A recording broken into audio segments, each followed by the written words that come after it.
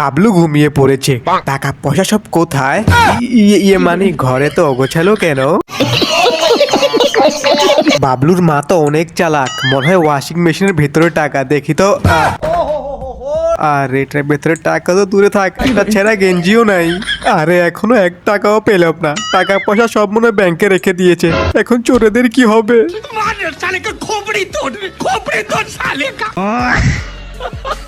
আরে উপরে এটা কি সিক্রেট রুম? তার মানে এখানে সব সোনাদানা লুকানো আছে। ওহো, একবার ঢুকতে পারলে সব লুট করে নেব। আহা কি আনন্দ! এবার আর কাজ করে খেতে হবে না, খেয়ে কাজ করতে হবে। পেয়ে গেছি চাবি। কে কে আমার সাথে যাবি? না না না, কাউকে নেওয়া যাবে না, তা নাহলে ওরা আমার সোনাদানা নিয়ে নিবে। আমি একাই সব লুট করব। আজকে তো রেস্টুরেন্টে গিয়ে রসগোল্লা খাবো।